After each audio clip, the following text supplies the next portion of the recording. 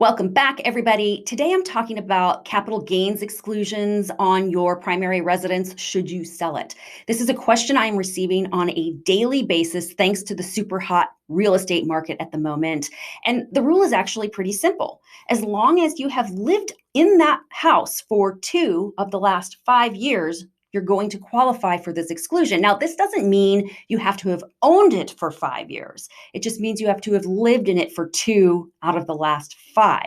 And what that means for single filers is that they're going to get up to $250,000 in profit on the sale of their home without having to worry about capital gains tax. And for married filing jointly, up to $500,000 in profit without having to pay capital gains tax. So that's something you definitely want to keep in mind. There are a lot of questions that go along with this. Now, there are some special rules for those of you who are in active duty military service. So if you are, I'm not going to get into those details in this video, make sure you're reaching out to your CPA or tax preparer and ask them how this rule affects you, especially if you are living in one place but have a house in another area that you have lived in within the last 10 years. So make sure you're reaching out. The next thing I've been asking is about partial exclusions. This is not even something that exists, but for some reason, information is floating around out there that if you have not lived in that house for more than 2 years, if you've only lived in it for a year and a half, you somehow get a partial exclusion. No, no, no, no. This is an all or nothing. You either lived in it for 2 of the last 5 or you didn't.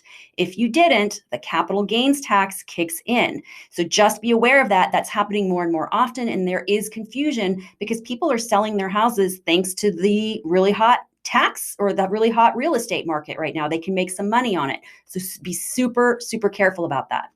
The next question I get is for those who maybe want to sell their second home.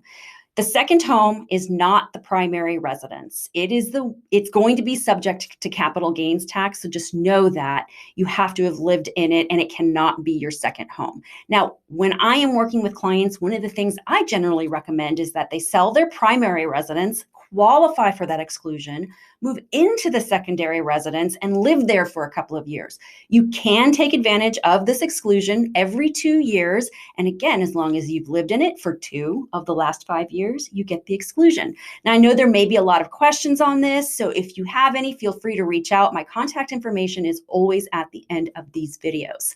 All right, you guys. So next week, I'm going to do something a little different. I haven't done something this for a while.